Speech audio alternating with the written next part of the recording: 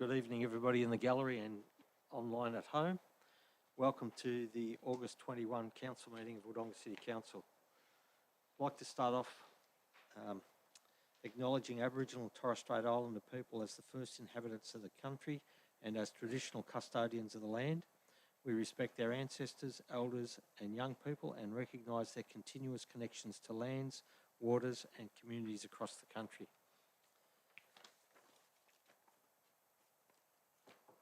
Councillors, apologies, request for leave of absence and request to attend electronic. We have no electronic, but we have some requests for leave. Mr. CEO. Councillor Chamberlain. Councillor Graham Simpendorfer is granted, to be granted leave of absence for August 21, which is today, and Councillor Kev Poulter be granted leave of absence for the period from August 21 to September 18, 2023, and Councillor Olga Quilty be granted leave of absence for the period from September the 12th to October the 12th, 2023.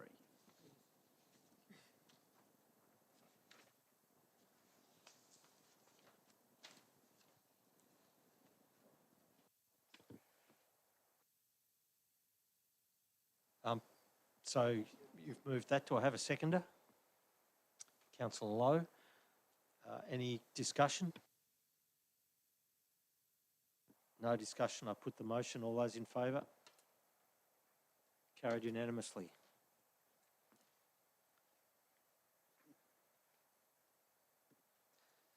Do I have a motion? Oh, firstly, any conflicts of interest tonight, please? Mr. CEO. Thank you, Mr. Mayor. I advise that I have a material conflict of interest for the items 14.4 and 14.5 as the matters relate to my annual performance review, 14.4, and the appointment of an independent advisor on the CEO Employment and Remuneration Advisory Committee, 14.5. I will leave the meeting for the discussion and the vote. Thank you, Mr. Mayor. Thank you. Any other conflicts? No. Thank you. Confirmation of the minutes from the last meeting. Do I have a motion? Councillor Hall. I just move the recommendation. Do I have a seconder? Councillor Lowe. Councillor Hall, any comments? Lowe? I put that motion. All those in favour? Carried unanimously.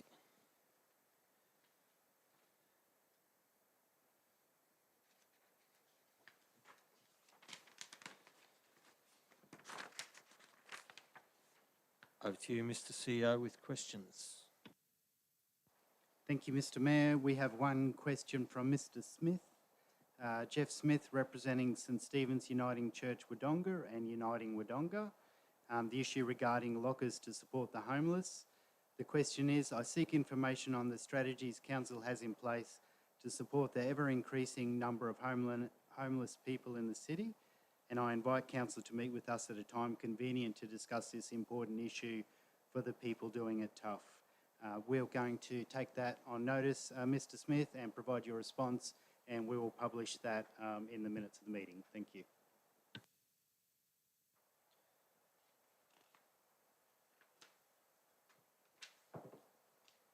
Thank you. The next item is delegates' reports, of which there are none. Moving on to reports for determination.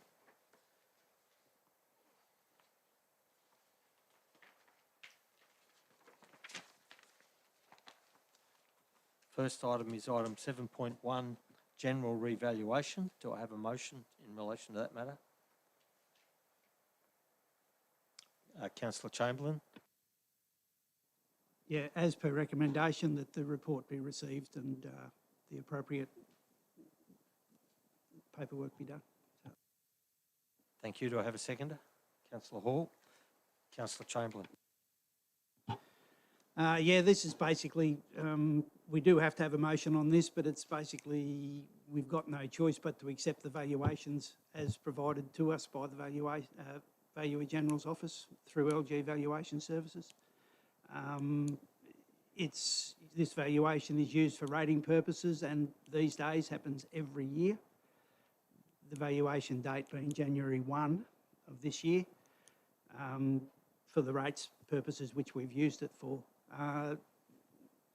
The important thing is, if anyone disagrees with their valuation, they've got 2 months, and the rates notices for the next financial year will be heading out very shortly, it being August already. So, Thank you. Councillor Hall.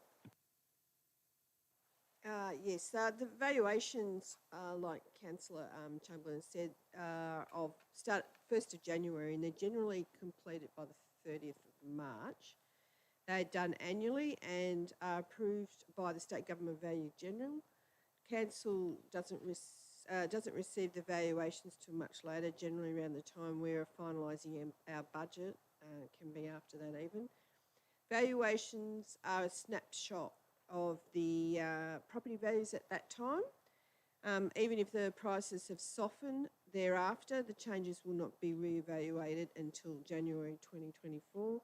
You can appeal a property valuation if you feel it is incorrect. This isn't done by the council and is out of our hands. On your council rates, there is a information on where you can challenge your valuation.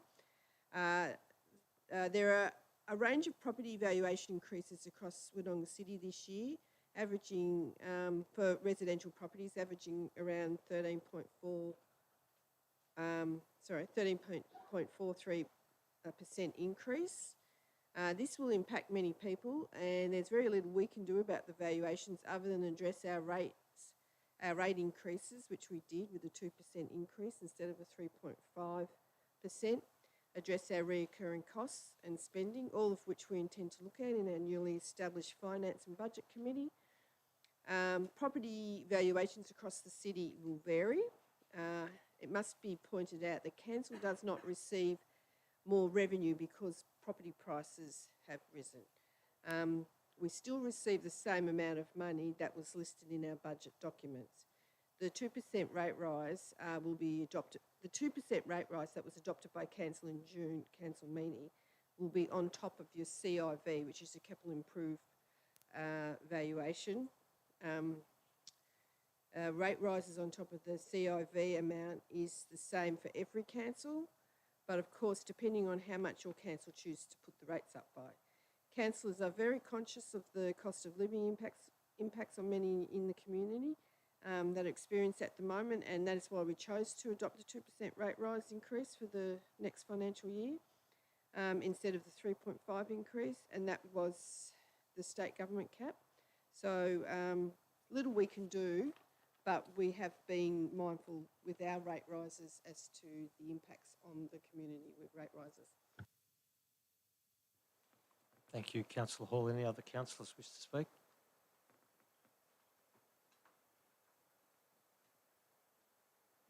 Councillor Chamberlain to close. That case, put the motion. All those in favour? Carried unanimously.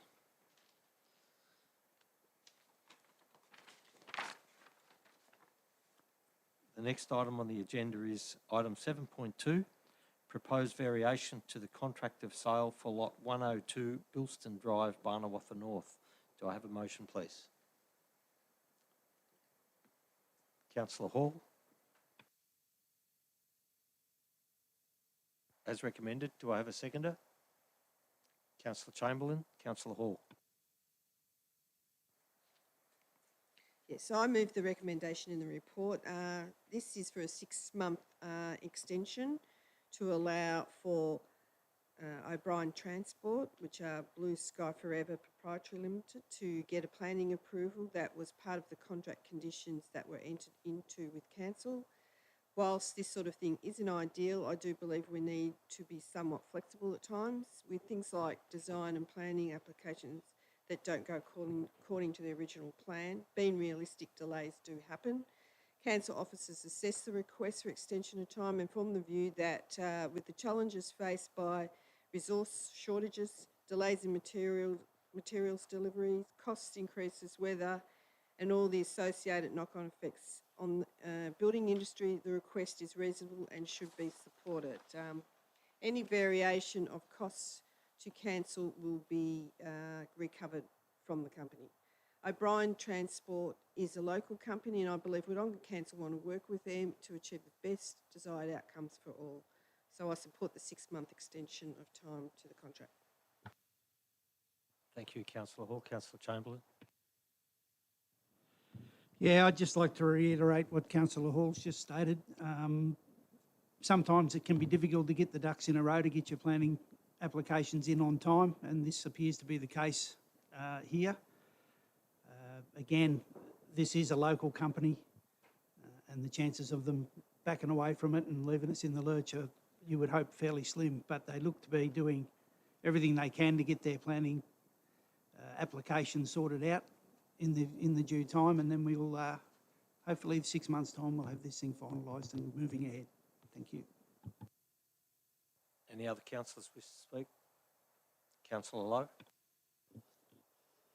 Yeah, I'll probably just echo my fellow councillors' words to that effect. This doesn't change settlement date or anything like that. It's purely just for the planning permit purposes, and they're a well-established business employing locals, have set up shop out there, and they're out there for good, and we want to be seen and want to be working with businesses to encourage development out at Logic. Thank you.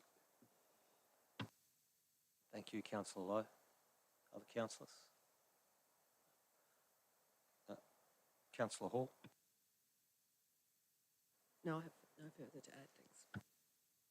Okay, I'll put the motion. All those in favour? Carried unanimously.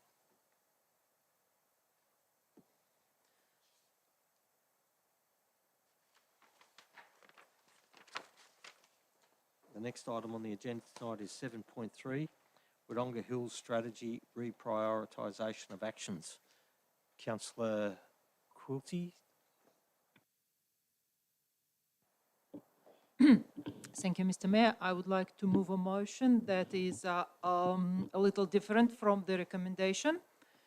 My motion is that, number one is per recommendation, that Council adopts the reprioritised actions as presented in attachment 1, being 54 actions relating to proposed capital works, 26 actions relating to operational projects, 44 actions relating to ongoing hills management, and 6 actions relating to planning and governance matters. And point 2, and I'll just work as I go because I have a couple of options. I'll try to put them into one. Number 2, that all actions must be itemized and put in the report to the Finance and Budget Committee as part of annual budget deliberations on the expenditures included in the proposed budget in relation to the implementations of the Hills strategy for the relevant year. Thank you. Thank you, Councillor Quilty. Do I have a seconder? Councillor Hall. Councillor Quilty.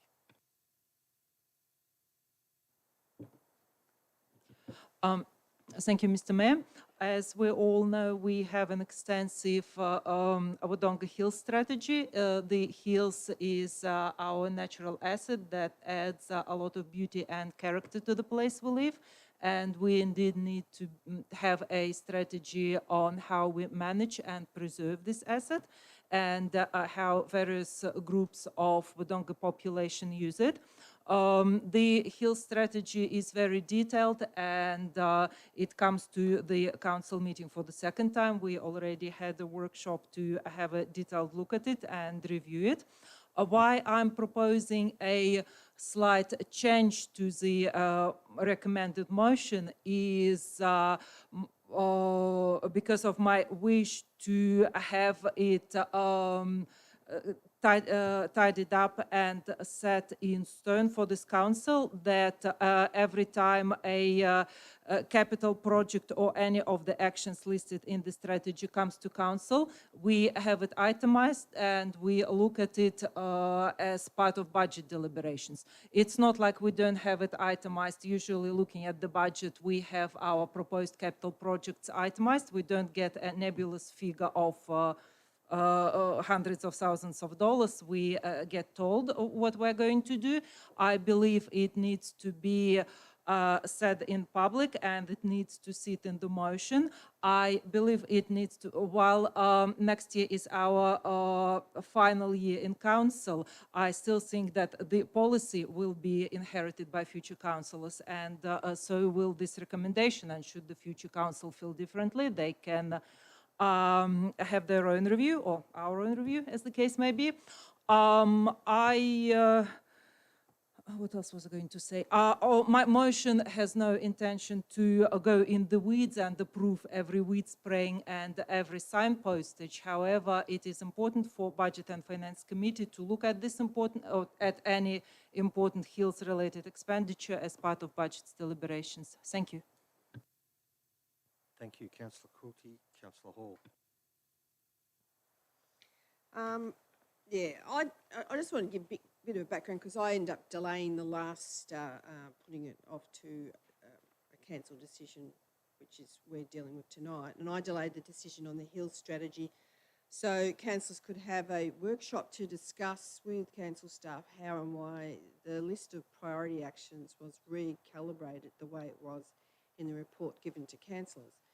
I believe this was important because the new action list was quite different to the original action list of priorities that the Wodonga Hills Working Group submitted to council, and that was adopted by council. And I thought it important for councillors to find out the reasoning behind the changes and have a better understanding and be better informed around the changes, which we did do. And thank you to the staff for allowing us to ask those questions and get better informed around the report and the changed actions. There are also questions on what actions were considered capital works and what actions were considered operational. In the prior report that came to council to be adopted, every priority was listed as operational. The report now clearly identifies which actions are capital works and which are operational, which will allow council to budget accordingly. So it's just better listed for everyone, I suppose, to see where especially when it comes to the budget, when we allocate money towards different priorities, that we know where that sits in the scheme of things. So yes, I'm happy with the end result. Thank you. Thank you, Councillor Hall. Any other councillors? Councillor Chamberlain. Thank you, Mr. Mayor. Firstly, I want to congratulate and thank the staff and the people involved in getting these priorities reorganised. It's not a fun job. It's something that needs to be a lot of thought and a lot of work has had to go into. This has been going on for a number of years now through the initial Hills Action Group. I'm a little unsure about where I'm going to go, and I know I've only got seconds to make up my mind, and it's nothing to do with the work done here. It's more my feeling that the hills are a remarkable natural environment up there, and I almost feel like maybe we should be leaving them alone and not putting tracks all over them everywhere. But I understand that, to enjoy them, we need to have some sort of infrastructure. You can't be just letting people wander all over them without any signage and direction and so forth. So again, I thank the people for putting in the work to get this strategy sorted out.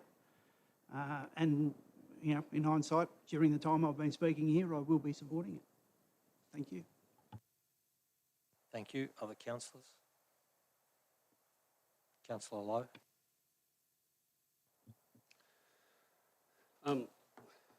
Just like to thank the staff for the work that they've done. I think it makes perfect sense to to work out what's capital, what's operational, separate the two, a reprioritisation of that as well. There's some things I look at in this strategy, but the staff didn't do the strategy per se. They've taken the recommendations from the working group and reprioritised them. So my question was probably around some of those working groups prioritisations and then what we've ended up here with, because I'll note that there's an all abilities car park and an all abilities sealed track that has been reprioritised, but they've got the cart before the horse in it. So sometimes you look at it and go, well, why are we putting an all abilities track before we put the all abilities car park?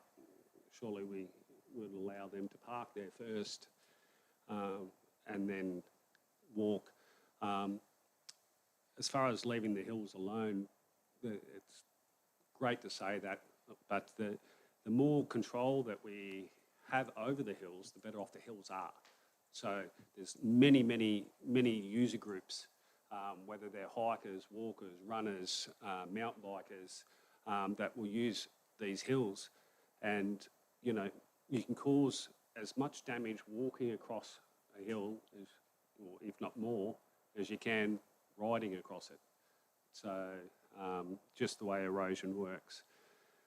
But my issue here, and I'm on the fence on which way I want to go, is because whilst I support the prioritisation of it, I think one of those user groups, which is one of the bigger user groups that I've seen up there, there's a lack of anything in this prioritisation for them. So I'm just wondering if the prioritisation has worked. And I'd like to see more of the all abilities tracks rather than just one. And it doesn't have to be a sealed track, but you've got mums in prams that can use it. You've got assisted walkers that can get up there and use it. You've got people in wheelchairs, and just having more access than just one hill. People need to access lots of hills. So I'm still yet to make my mind up. Thank you, Councillor Lowe.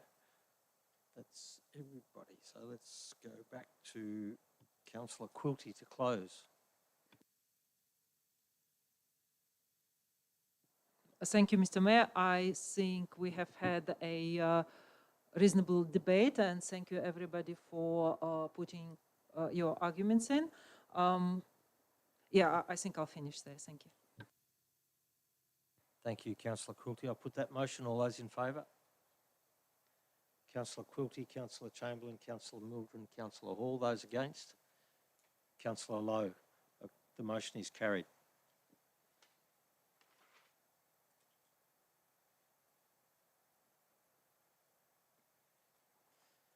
The next item on the agenda is 7.4, Waste Management Reserve Policy.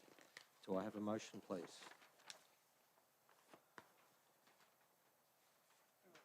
Councillor Hall.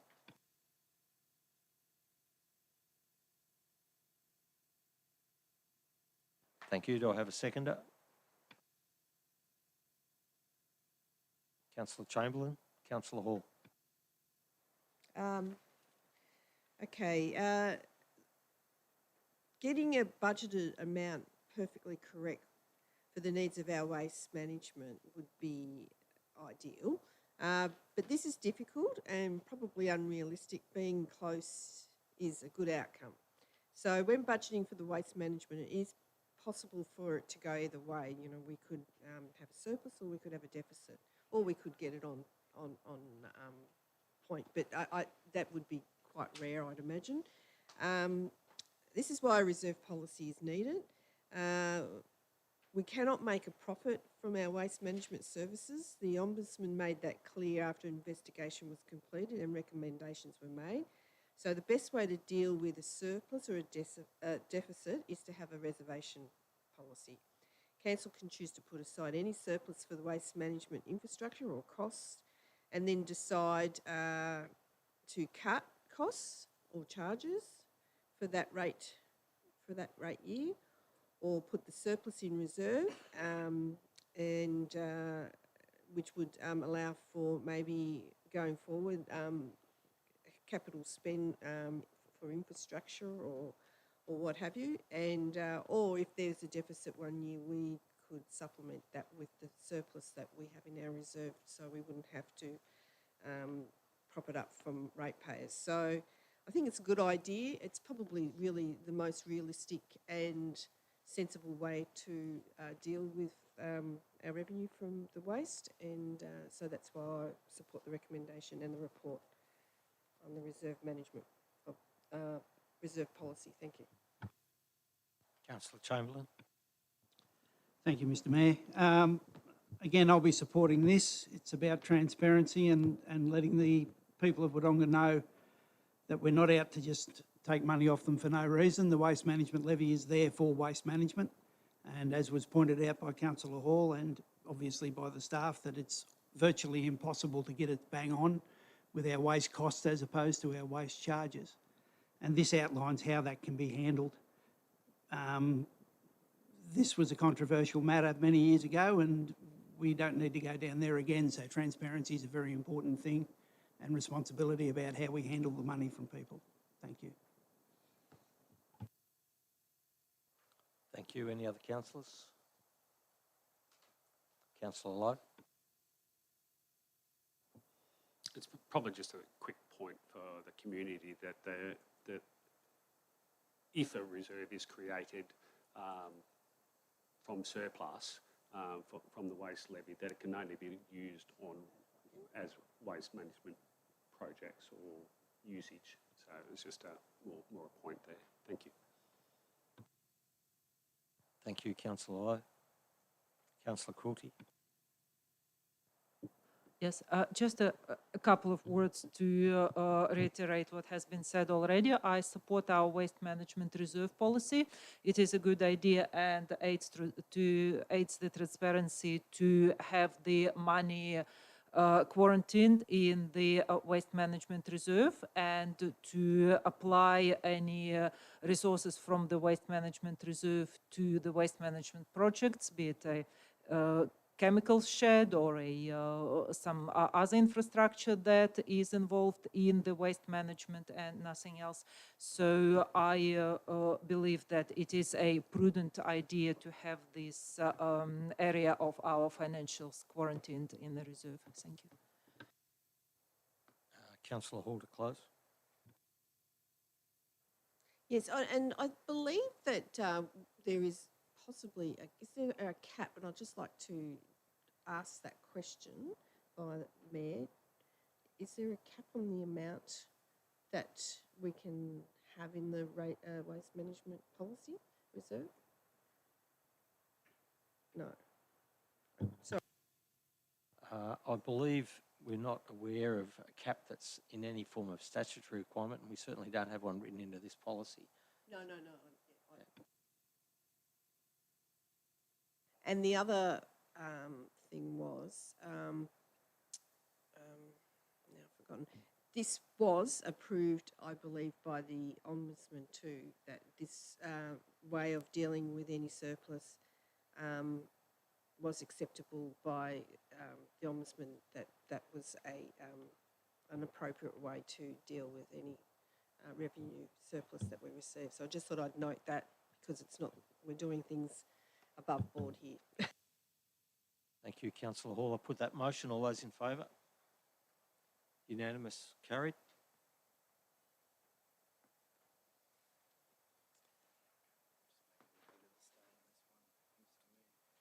Sorry.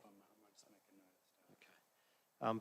Item 7.5, which is the review of instruments of delegation. Mr CEO, you wish to make a note.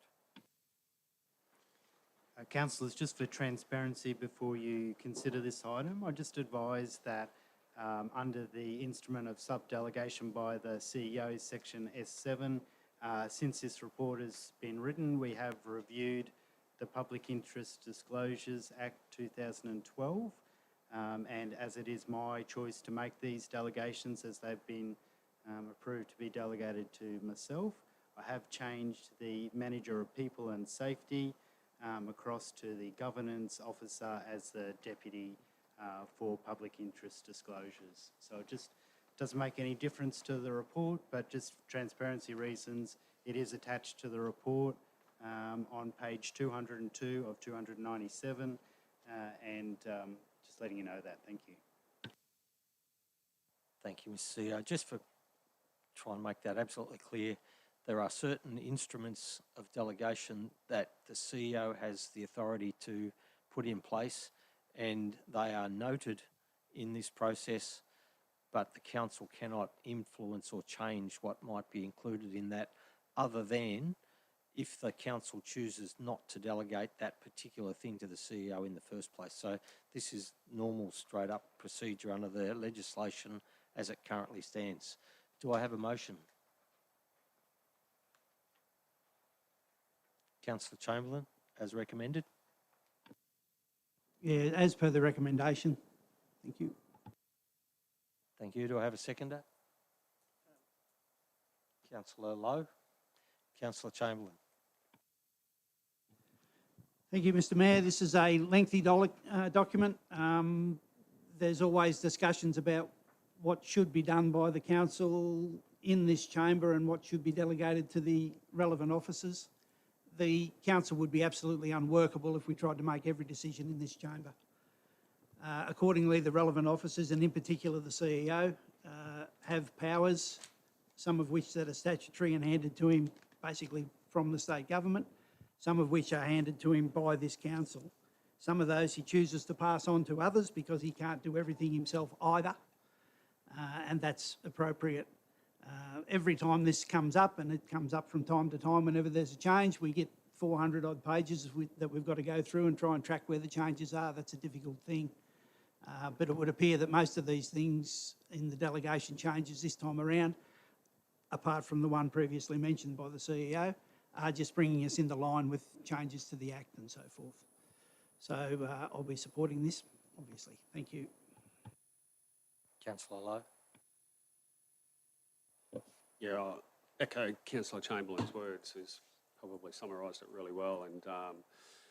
And having been a councillor before and sat with a couple of yous a few times and been through these delegations line by line, it's not only is the recent one 560 pages, tried doing that a few times and line by line. So it's adjusted all the time and reviewed all the time. So it's something that's constantly monitored, and I'll be supporting the recommendation tonight. Thank you. Thank you, Councillor Lowe. Any other councillors? Councillor Quilty.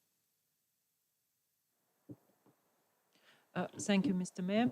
As has already been mentioned, the instrument of delegation is massive. The first section of it, section S5, is us councillors giving some powers to the CEO, and most of the rest of them is CEO giving some of the powers he or she receives from the council to the council staff. The amendments that we are looking at today are not concerned with S5, with what we councillors give to the CEO. However, due to the nature of this instrument and how we work with it, the whole instrument is in front of us, including the sections which we are not amending tonight. And this is the reason why I will not be supporting this instrument of delegations.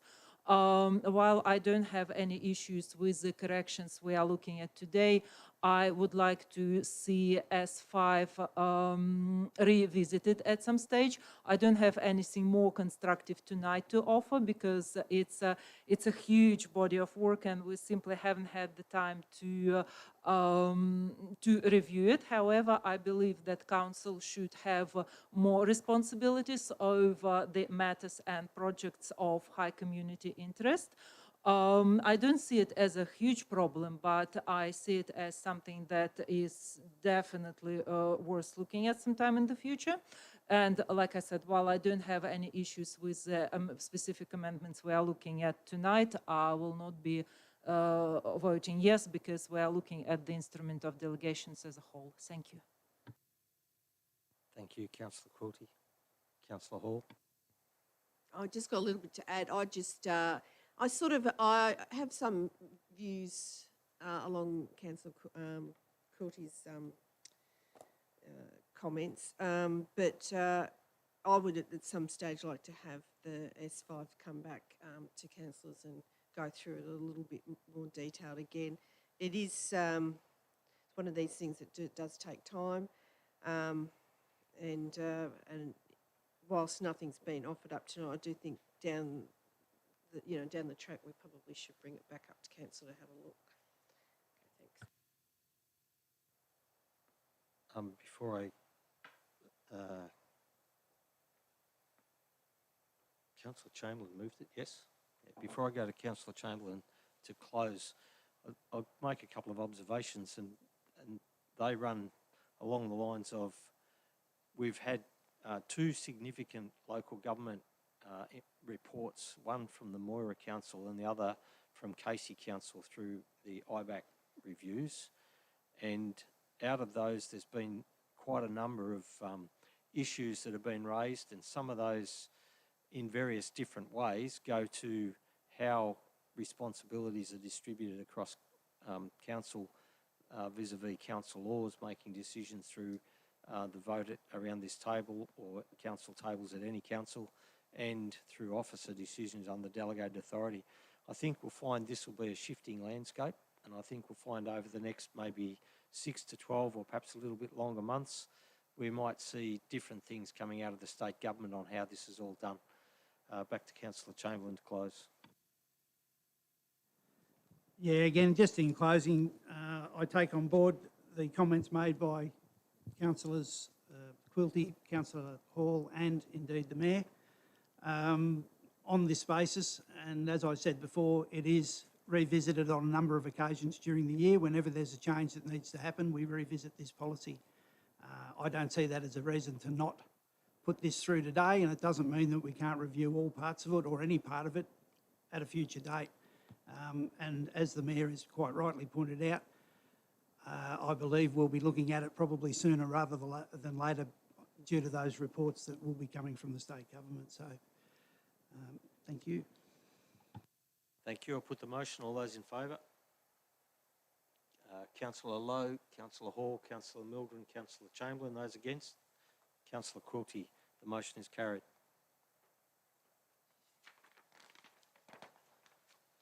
The next item on the agenda is item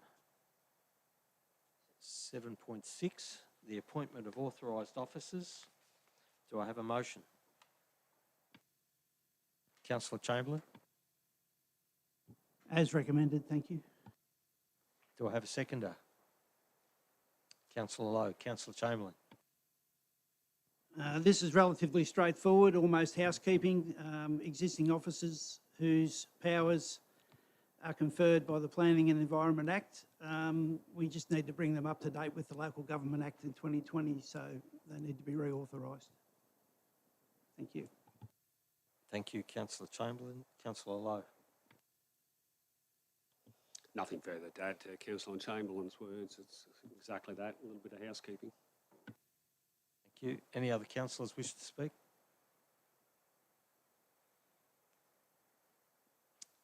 There being no other councillors, I'll put it back to Councillor Chamberlain. Don't wish to speak. In that case, I'll put the motion. All those in favour? Carried unanimously.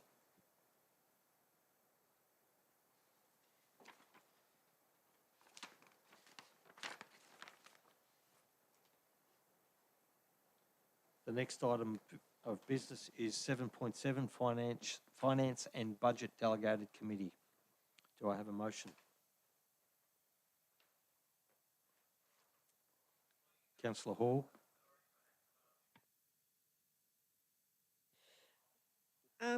Yeah, I just move the recommendation in the report.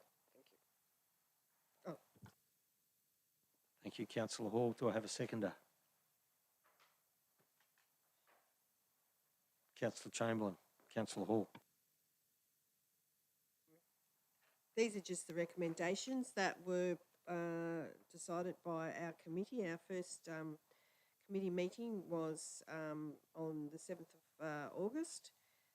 It was productive for a first meeting, and it sort of lines out the report that aligns what we talked about and what decisions were made. So really it's just a matter of the council adopting it here tonight. Councillor Chamberlain. Thank you, Mr Mayor. As Councillor Hall stated, this is the result of our Finance and Budget Committee's first meeting, which was very much around setting it up. It was a public meeting, so anyone who wished to watch it can do indeed. The most notable point there was probably item 3 of the recommendation, where the operating expenditure in the budget has been increased in order to undertake a financial sustainability review. That's important. As we saw in the budget documents, the future financial statements were looking a bit grim, and the financial sustainability of the council is absolutely imperative. So I think a full review, in order to undertake a full review, is completely appropriate to make sure that we get it right for the people of Wodonga in future. Thank you. Thank you, Councillor Chamberlain. Any other councillors? Councillor Quilty.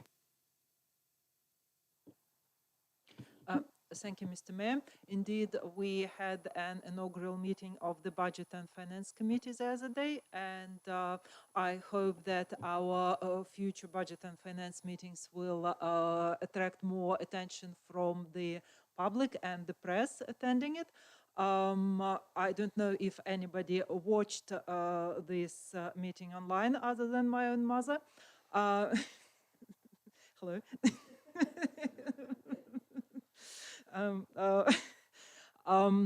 I will not be repeating what I already said during that meeting. I voted against increasing. While I'm very much for a sustainability review, I did not vote for increase of the budget. I was presenting arguments towards achieving this coverage of this cost through diverting finance from other areas. However, the decision of the committee was to proceed with increasing the budget committee. However, to increase the budget. However, I think it will be counterintuitive for me to vote against this recommendation at the meeting, and for it, which is point 3 on the recommendation. That's the only reason why I'll be voting against. Otherwise, I think that a financial sustainability review is much needed. Thank you. Thank you, Councillor Quilty. Councillor Lowe. I think it's just worthy of picking up on that point around the $110,000 spend that we approved at the last meeting, and your commentary around it was probably just your mum that was watching. And so for the people that are watching and listening at home and here tonight, the discussion around that $110,000 was we think we'll be able to invest that $110,000 and have the return on that investment by picking up savings from recurrent spending, et cetera, and service reviews will come back to us tenfold on that. Thank you. Thank you, Councillor Lowe. As I've said on a number of occasions before, the budget process this year alerted us to some headwinds, and the process that comes in the budget allocation at point 3, whether we funded it from other means or whether we fund it through this manner is almost immaterial, because we have to do this work to set the council up for the future. This is a cyclical thing that needs to be done in every council from time to time.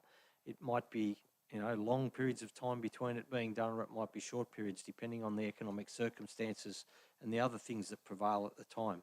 We've reached a point in time where we need to review these things. We need to look at the way we do things. We need to look at smarter, more efficient, more up-to-date methodologies. We need to look over the things that might be things from the past that are no longer as important or as relevant as they once were.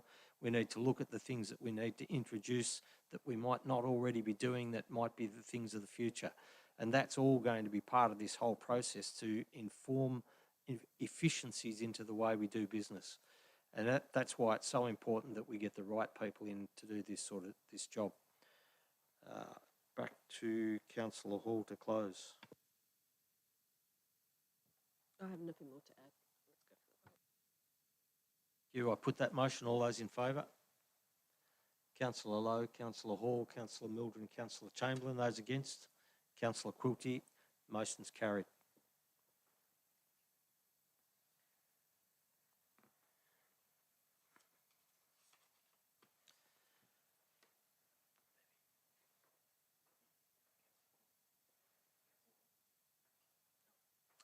The next item up is item 8, reports for noting. There are no reports for noting. Reports for information. Record of councillor meetings. Anybody wish to make any reference or comments to it? Councillor Chamberlain.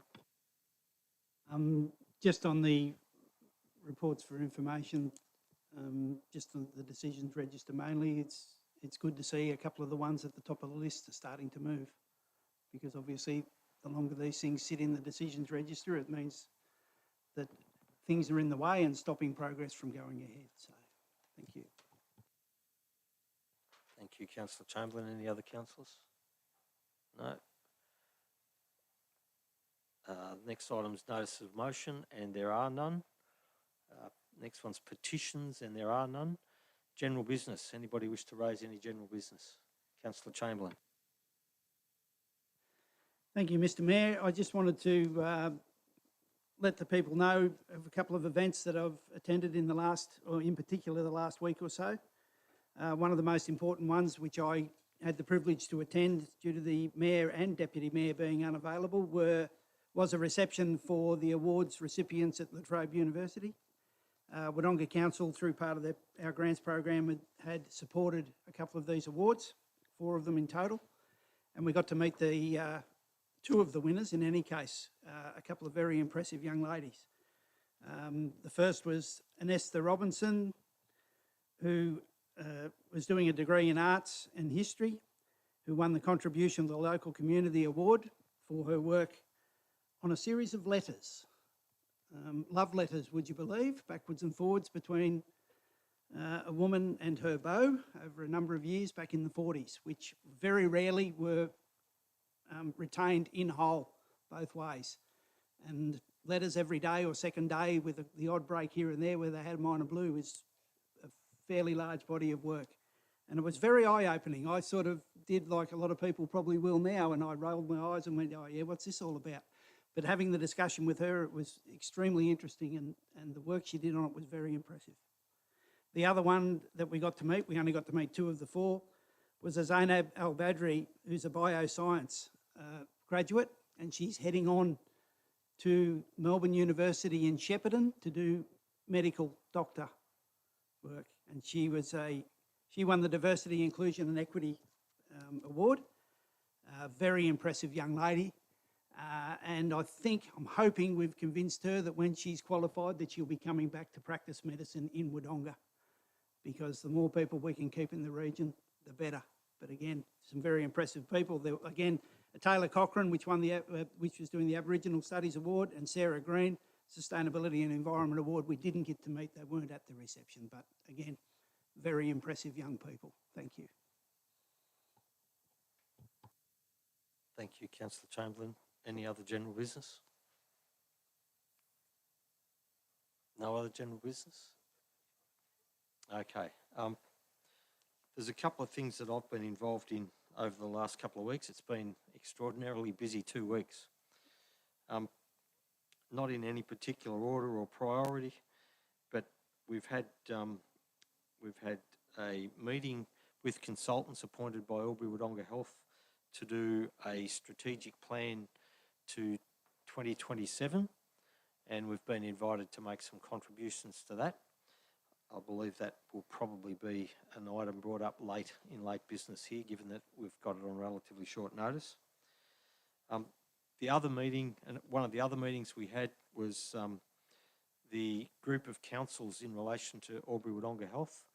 We sent an invitation out to the 16 councils that form the local government areas within the regional district which is serviced by Wodonga Health in one form or another. And we invited them to come to a conversation day to learn and understand and to have some dialogue about the services and so on that are involved in the Wodonga Health situation with the new hospital in Barella Road, proposed in Barella Road, and the things that we've been raising in respect to how we get the health service to a standard that meets what we think we deserve and what we require. So we had that meeting with 11 of the 16 councillors. We had a couple of apologies, and the meeting was extremely successful. We had a whole range of conversations about different aspects. We had a number of different opinions, which is really healthy, and it means that it shows that we're all thinking about it and talking about the depth of issues associated with the hospital and the services and the things that we should be trying to aspire to. There was a number of people that were quite surprised that we're talking about a catchment of in the order of 300,000+ people, which is quite significant in the scheme of things across Australia. The other thing I attended on Thursday last week was the Bush Summit, which was put on by News Corp and Hancock Agriculture. It was a really interesting event. It drew some speakers from all spectrums and all walks of life who had some fairly diverse opinions about different things. I think it was quite a productive event, and it was really good to have it in Wodonga. It put Wodonga on the map in some ways that probably couldn't be achieved without that sort of event. It raised the national profile. The event was telecast live on one of the Sky channels. So it was made available to quite a wide range of people to see it and to hear and understand, and to also get to realise what Wodonga and the broader Wodonga region has to offer. This morning we went down to Belvoir Park and witnessed the handing over of the award for the RSL Peace Prize was awarded to the Wodonga West Rotary Club, which was for the Peace Bell that's been developed and financed through the Rotary Club. The whole thing's been completed. It's a very, very, very substantial asset in the park, and I think Belvoir Park's a really good location, and we're really lucky to have the Rotary Club provide an asset of that nature, and it's great to see that it got recognition through the RSL. I think that's about it. I went to a Regional Cities Victoria meeting in Melbourne. We had a session with parliamentarians in Parliament House on late Thursday afternoon, and then went into a forum and major meeting with some guest speakers, including Minister Harriet Shing and the Leader of the Opposition, John Pasuto, and there was a couple of other panel speakers and things that were done in the hearing, in the meeting, which was interesting. It was good to hear from Minister Shing. It was also good to hear from John Pasuto. I raised a couple of things with Minister Shing about the matters that are going on here, and including the hospital, and unfortunately I got the same line back. This time I put it to the Minister that perhaps it's time we stopped communicating in the media and sat down and had a conversation. But unfortunately the response was the same as we've been getting from most other members of the government at the present time. We had a conversation on Thursday morning with Federal Minister Christy McBain. She's the Minister for Local Government and a range of other things, including region deals, or they're now called regional projects. We had a good conversation and expressed the things that we needed to convey to her in relation to the region deal and the funding that's still swinging or still to be confirmed and locked down, and how it's going to be distributed. We spoke to her about the Wodonga Health and the new hospital issues. We've raised an issue which I think will probably come up later on, we've raised an issue in regard to trying to get a roundtable meeting of absolutely everybody that's involved and has an interest in the health services that need to be provided to Albury Wodonga and the region, looking into the future. At the present moment, we think that, as I said before, the strategic plan only looks to 2027, and we're not sure.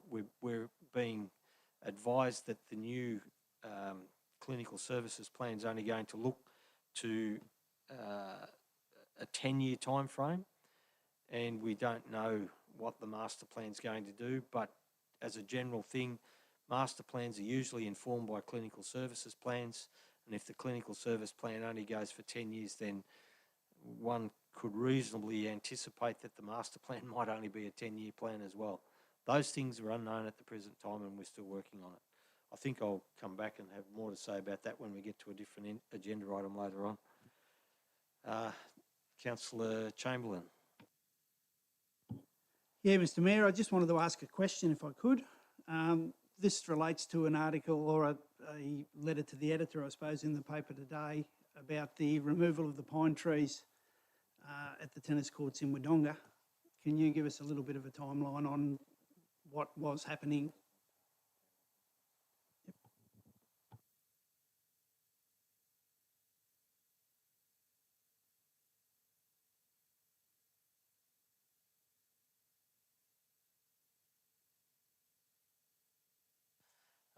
Sorry, Councillor Chamberlain, we'll have to take the question on notice. It doesn't fit the criteria that we have in our rule book for general business. Councillor Lowe. Could I suspend standing orders and have that answered, please? I take that as a motion to suspend standing orders. Have I got a seconder? Councillor Chamberlain, do you wish to speak? Do you wish to speak? Sorry. Yeah, I'd just like to, I think it's a very good community question, and I think if we can't fit it into the general business, we can at least discuss it under suspension, and at least it's on public record then too. Any other councillors wish to speak about the motion? No further comment. I put the motion. All those in favour? Carried unanimously.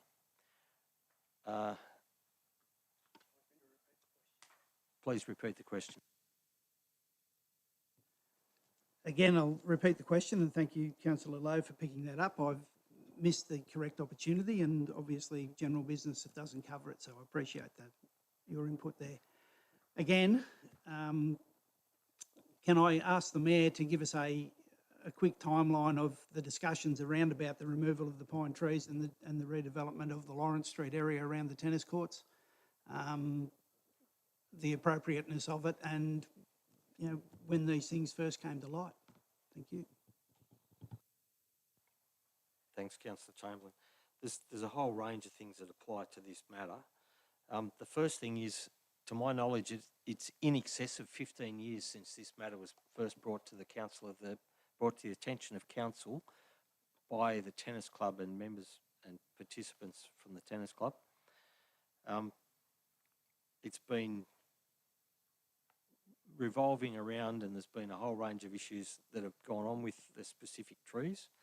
But in May 2020, prior to May 2020, there was a resolution of the council that included funding in the budget to deal with the trees and some redevelopment around that particular location, including making safe and fixing up the pedestrian components of the nature strip, if you like, or the verge between the road pavement or curb and the tennis court fence. That money was in the budget for the job to be done, but unfortunately we had the Lawrence Street Bridge construction project happening at the same time, and we had some cost overruns and things that resulted in the money from the tree removal being taken off that project and put to fill up the shortfall on the bridge.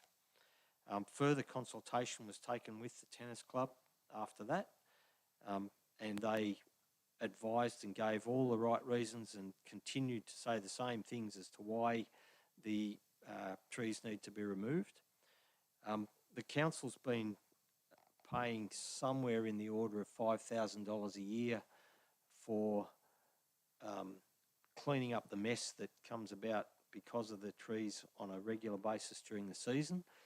Pine needles, pine cones and the litter that comes from all of that has got onto the tennis courts has been a real bugbear for maintaining and keeping the tennis courts functional. And the tennis club have made those things known to us. And that's why we've taken the line now that it's time to remove the trees. The plan is, and the resolution of council is, that the trees will be removed. That will be then run in parallel with a consultation process in regard to, my words, making good or redeveloping and redesigning the section of verge and or any other things that might be considered appropriate in the conversation that moves from there, both with the tennis club and other stakeholders that might use the road, might live opposite, etc. We'll be having a conversation with all of those people to determine what the outcome is after the trees are gone and how that's redeveloped and how it's to be beautified and made into a acceptable streetscape and to make it into an acceptable facade, if you like, to the tennis courts. We've also got the Kelly Park Master Plan that's it's got a whole range of components in it, and that the extension of those trees down along the soccer ground will be something that's going to be considered through those processes as well. So at this present time, the only trees that are coming down are those that are adjacent to the tennis court. I think that's probably covered enough to answer the question. Any other general business? Yes, sorry, thank you. Motion, do I have a seconder? Councillor Chamberlain. All those in favour? Motion's carried unanimously to come out of standing orders, resume standing orders. Any other general business? The next item on the agenda is urgent business.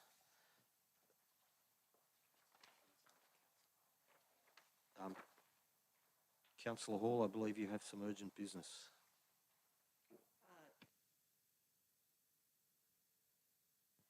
Am I moving this first? Okay. I move that the two items of urgent business, updated hospital advocacy and the Albury-Wodonga Health Strategic Plan, be admitted to the agenda.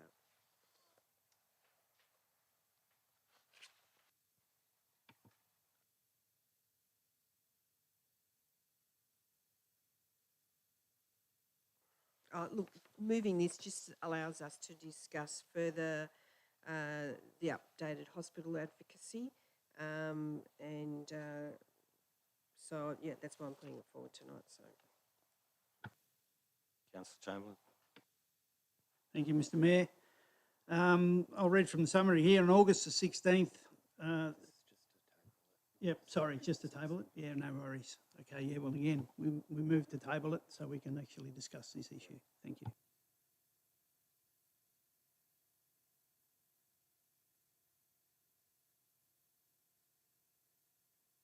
In that matter, I put the motion. All those in favour? Carried unanimously. Okay.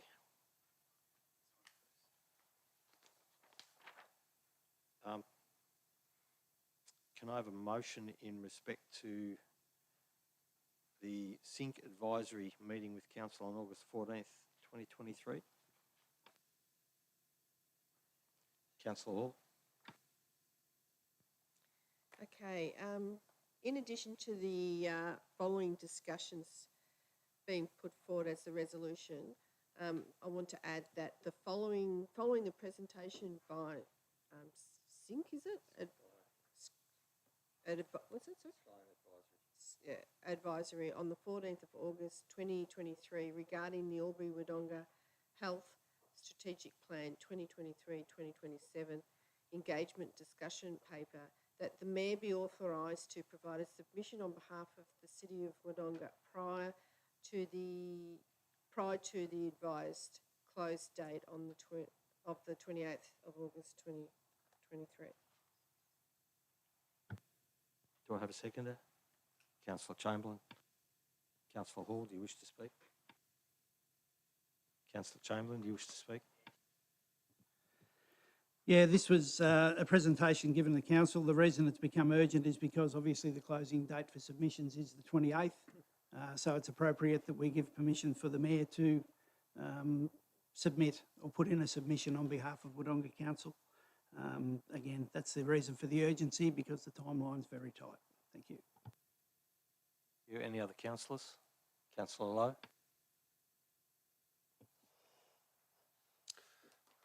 I think it's a great idea, and it's an urgent form, and on behalf of our community, we need to action this straight away. But we need to also work alongside of our community. So I encourage our community, and especially patients of Albury Wodonga Health. I think, you know, while our Albury Wodonga Health staff and that have influence and can be suggestive of services that are recommended, that patients themselves are the ones that have to travel to Sydney, to Wagga, to Melbourne, to wherever they needed to go, and they all have voices. So I think they should use it and really let Albury Wodonga Health know what we require in our region.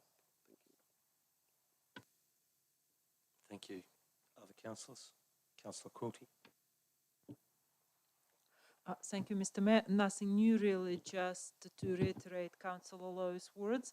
The patients who live in Albury Wodonga area and require services for which they have to travel are our assets in this piece of advocacy.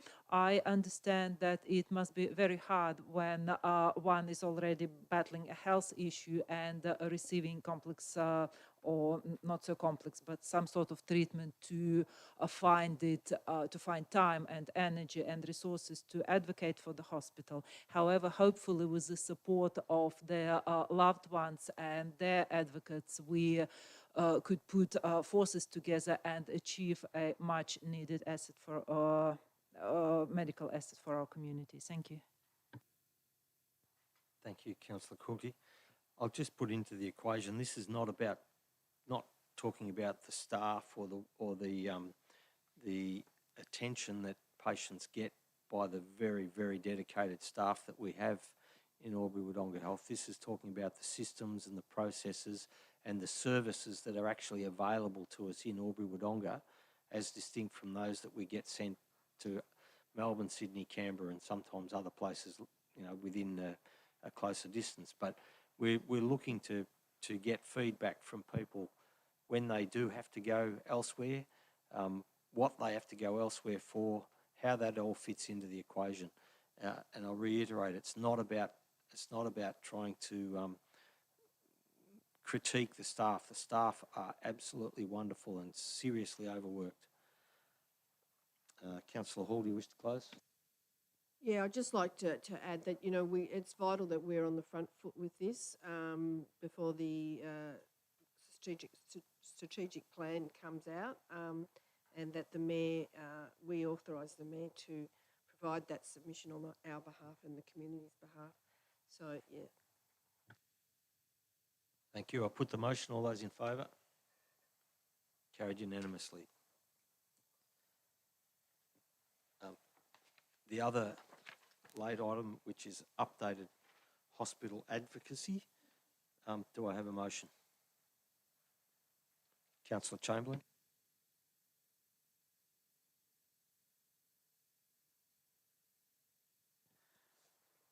Yeah, I'd like to move this as per recommendation. I'm not sure whether the people at home would have the recommendation, so should I be reading this out for you? Thank you. Recommendation is that the Council resolves to endorse the advocacy hierarchy and the follow-up actions from the 16 Council Health Advisory, Advocacy Forum for the Albury Wodonga region as follows. This Albury-Wodonga Region Council of Mayors commits to working together to do the right thing in 1, promoting Albury-Wodonga Health as the premier regional health service that services the cross-border community and is the best service outside Sydney and Melbourne. 2, seeking the provision of accessible, timely and equitable health services in the best delivery mode and location for regional and rural people after listening to local people. And 3, having a clear commitment to seek appropriate funding to deliver those outcomes for our communities, acknowledging that the current amount is inadequate. I'll list the follow-up actions. Action number 1 is to facilitate a meeting with the 16 mayors and CEOs and the appropriate representatives associated with the provision of health services. New infrastructure and planning for the Albury single-site hospital to seek a full understanding of all the data, evidence and modelling that was used to inform the current decision. And 2, that the next meeting to be held after the release of the final master plan. Thank you. Thank you. Do I have a seconder? Councillor Hall. Councillor Chamberlain. This is a continuation of our advocacy for the best possible health outcomes for the people of, specifically in our case, Wodonga, but also the people of Albury and the surrounding areas. It's quite rightly been pointed out, this Albury-Wodonga health system, Albury-Wodonga Health supplies services for a catchment of upwards of 300,000 people. And we can't be getting shortchanged on how that health system is delivered. There's an opportunity here and we need to take it and not get it taken away from us to get what is appropriate for the local area and the catchment to save these people having to go to Melbourne, having to go to Sydney, Canberra, wherever else for the health services that the people locally deserve. So in conjunction with what we did in requesting the other mayors and representatives to come together, I think it's time we get a few more stakeholders at the table and discuss what is really needed and how we go forward to get the best health outcomes and what we deserve as a community. Thank you. Thank you, Councillor Hall. Yes, and Councillor Chamberlain said it accurately. Look, it's about facilitating more meetings with the 16 mayors and CEOs and appropriate representatives to keep advocating for the best possible outcome for our communities. We need to, as I said before, with the we need to be on the front foot with this. We need to continue to push. It's vital. I think our community members expect that of us, and you know the ministers and they need to be listening, and we need to be pushing. So. Thank you. Other councillors? Councillor Lowe.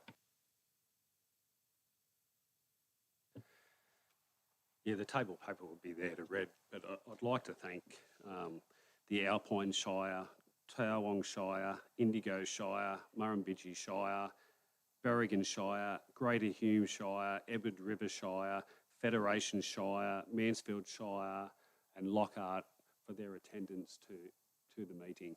Thank you. Thank you. Other councillors? Councillor Coulty.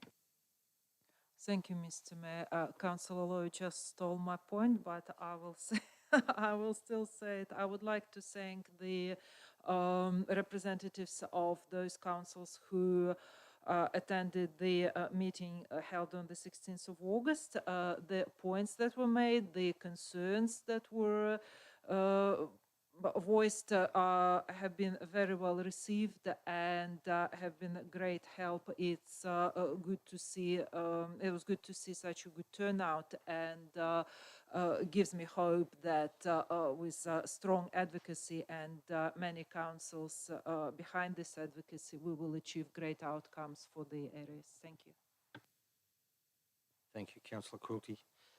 There's a couple of things that I'd like to put into place. The first is note that this report that's the report for the urgent late item will be available online tomorrow from Council. I'd just like to go through some of the things. Well, firstly, thank those councils that attended the 11 of 16, and the others were occupied on other things that couldn't get here. So thank all the councils that have contributed to the meeting that we had. I'd just like to put out there some of the things that have been put on the table and were raised as part of this conversation. The first thing is, whilst we know that there's a budget amount in the Victorian state budget, it is a global amount of somewhere in the order of $960 million, I believe. And that's a global amount that is to cover somewhere between 7 and 8 different hospital projects. Now, when you look at that and work out how that fits together, then it's quite obvious that there's some shortfalls in that total figure. So in that context, we're not even 100% certain how the money is being funded into the Albury-Wodonga Health Project. It's just total uncertainty about that. The second thing that was on the table was the planning process is basically the wrong way round. Everything that's been done to date has been cart before the horse, or pretty much everything. We've got decisions that have been made without basic information, and a lot of that information seems still not to be known, yet we've had decisions made about, the location, the infrastructure necessary. We've had decisions made before a clinical services plan was finalised. We've had funding amounts issued, and we don't even know at that point in time what the clinical services were or what the master plan infrastructure requirements were, but we've had this amount of money plucked out of the sky and political decision making and announcements made. There's been no material consultation with the community, in essence, about the announcement that's been made. There may have been some consultation with the original work that Albury-Wodonga Health did, but that has not really formed part of the announcement, and what's been put in place with the announcement is quite different to what the original talking points and original thinking of the Albury-Wodonga Health Board was a couple of years ago. We need to acknowledge that there are significant inadequacies in the service today. We start each day with somewhere between 35 and 70 beds short every day. So that, there's a catch-up component there before we even think about what the future looks like. Fundamentally, the amount of funding that's been put before us is entirely inadequate. Inadequate to meet the needs, and I say needs, not wishes, but needs of this community and this region. Adjustments on building infrastructure need to be done to enable the site, as we're being told, is to go upwards. Well, that's going to be a significant impact on the operational components of the hospital as it stands at the moment. It's been put on the table that there will be temporary rooms for beds put out there. How temporary they will be and how long they actually end up staying here is another matter that's out there for questioning. The other thing that was clearly put on the table was that we need to reach a position on what the standard of health service we are prepared to accept is, and understand what the implications are and what that will have on the available specialist consultant physicians that choose to operate here. So it's a very vexed question. If we don't get the hospital facilities right, then we may not attract consultants that would be necessary to complete the service that we desire, and or we may lose some of the ones that we already have because they can't facilitate their role if they can't get access to the hospital. We need to be here to promote the region as the primary health service outside of Sydney, Melbourne and Canberra. So we need to be able to reduce the number of referrals that go off to Sydney, Melbourne and Canberra. We're a big enough population now to be starting to do those sort of things. So we've got to look to be doing that. Now that would be an equal second level service with a number of other councils, a number of other health services that might exist, like Geelong, maybe Newcastle, maybe Wollongong. The last thing that came in from our meeting, as we note in the resolution, is a request for a meeting of all the players associated with this project. so that we can get to understand in a two-way conversation what is going on, what's required, what the desired services are, what might be capable, what things need to be done through government to try and change the circumstances that we find ourselves in, to broaden the outlook so that we don't have things broken up into silos that are largely not being able to cross over, not being able to look outside the lane that the different components of this project have been put into, which means we don't get a comprehensive planned outcome. There's a whole lot more stuff, and I'm being told I'm speaking too long already, so there's a whole lot more stuff that we can go into with all this, and this is where we have to go to, and it's why it's so important that this resolution continues. The other thing that is important, I do wish to acknowledge that at our meeting with the mayors of the 11 councils, we had Dr. Barb Robertson, who's the chairperson of the Board of Medical Association, speak to us and give us an understanding and background of what the Medical Association is seeking to achieve. And in essence, the Medical Association is falling in behind our push and our seeking for information, for our push to try and get a health service that represents what we deserve in this community. I could go on, but I think I've probably gone far enough for this occasion. Any other comments by other councillors? Go back to Councillor Chamberlain to close.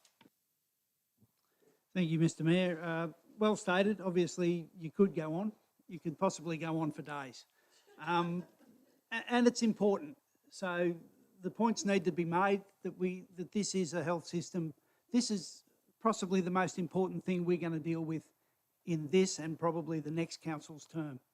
So we need to get this right, and we don't need to be fobbed off and told, sit back, shut up, and take what you've been given. You know, we need to make sure that we represent the people of Wodonga, Albury, the surrounding areas, and we push. It's easy to fob off the Mayor of Wodonga and the Wodonga Council and say, well, they just need to be quiet. But we've got 11 councils on board, and I would suggest potentially 13, 14 or 15 councils on board who are all pushing in the same way. And I think that's going to be a lot harder to ignore, particularly if we get the stakeholders. The other thing that worries me, and again, I'm probably speaking out of school here a little, but it's very difficult for the medical practitioners to speak when they rely on Albury Wodonga Health to perform their clinical services. If they speak against the current system, they do take the risk of sanctions and so forth. So we've got to be really careful about that, but it is obvious through the Board of Medical Association that the bulk of them do support what we're pushing. Thank you. I put that motion. All those in favour? Carried unanimously.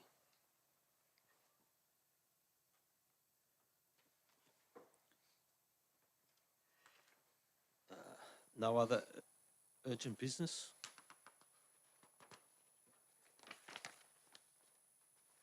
We now move on to item 14, which is confidential business. Can I have a motion to go into closed meeting? Councillor Lowe? Councillor Chamberlain? No comments? I put that motion. All those in favour? Carried unanimously. Thank you very much for those people that have attended tonight's meeting. We will come out and open back to the public, but I suspect it'll only be for a short moment, and you'll certainly get the information. It'll be made public afterwards.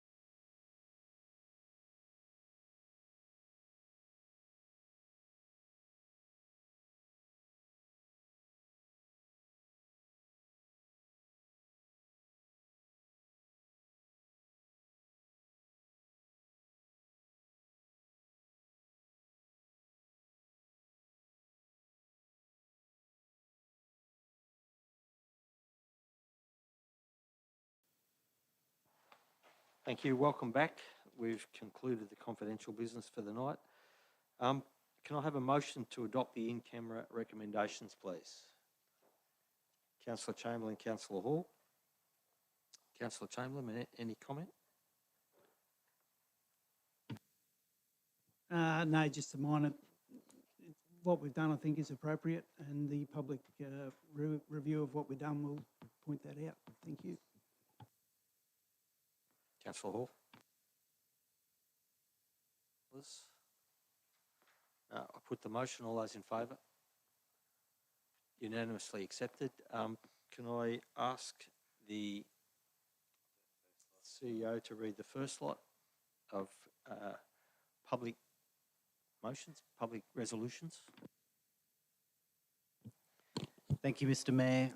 In regards to item 14.2, request for exclusivity agreement, the public component of the recommendation is that the council authorises the Chief Executive Officer to enter into an exclusivity agreement with the proponent for exclusive rights to Lot B on plan of subdivision PS 710726, located on the Murray Valley Highway, and 2, subject to paragraph 1 above, that the land subject to exclusivity agreement be progressed on the payment of an exclusivity fee of 41,200 plus GST for an exclusivity period of 12 months.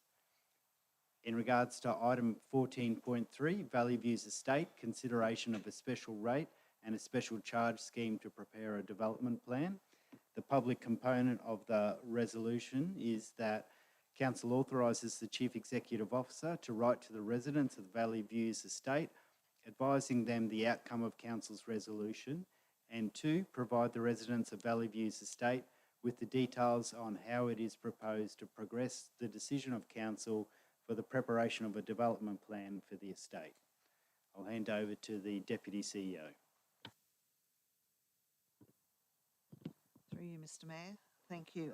In relation to item 14.4, the annual review of the Chief Executive Officer, the public recommendation is that following the annual performance review for the Chief Executive Officer, that performance be assessed as satisfactory. In relation to item 14.5, the public recommendation is that the Centre for Organisational Development be awarded the contract for independent advisor for the employment and remuneration of the CEO, W323523CE, for the period ending on August the 29th, 2025, and the value of the contract to be in line with the schedule rate of rates submitted and which is included in the financial viability section of this report. Thank you.